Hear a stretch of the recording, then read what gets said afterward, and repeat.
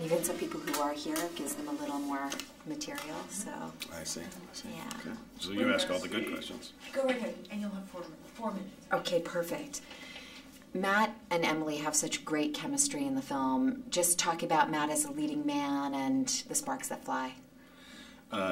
He's one of the great leading men that we have. He's able to inhabit almost any kind of character and make you believe it, because he sort of builds that character from individual bits of behavior and observation. And yet he seems like an everyman. So it's very, very easy to invest in him as an audience member. And in terms of the chemistry, you know, it's a dream as a director to find 2 actors who sort of have that inherent chemistry.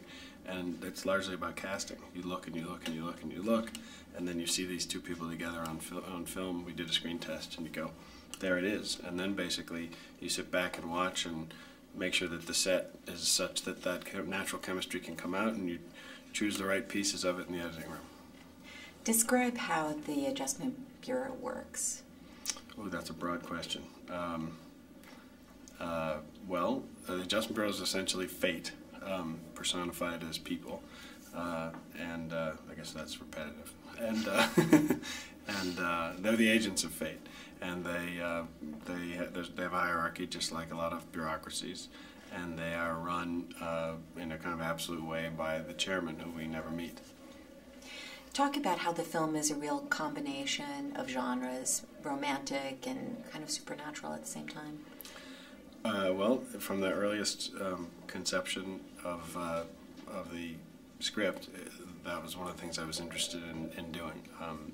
Sort of bringing you in, and like, oh, we're in this kind of realistic political world, and then spinning it in the bathroom scene, and it turns into like a real love story. And then spinning it again with when he sees behind the curtain, and then it becomes a kind of sci-fi tinged thriller.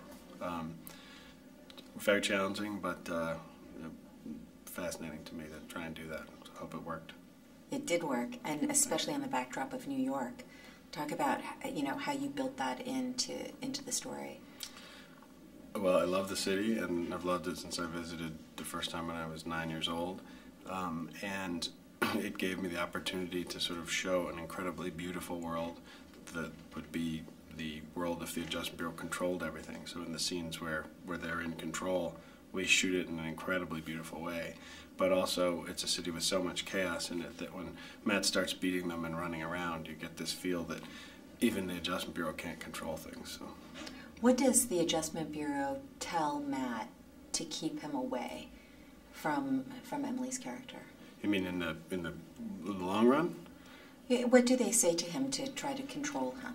Well, they basically say that she's going to be hurt. I mean, they talk about the dangers to his own life and his own plan, his own kind of the grand plan they have for him, but that doesn't deter him, and it's not until they say they're going to hurt her that he's swayed temporarily.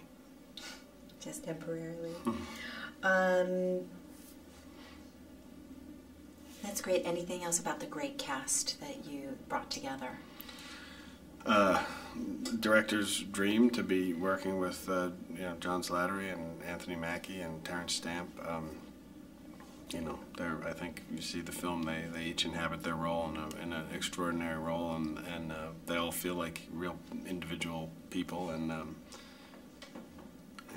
I'm just lucky to have them all.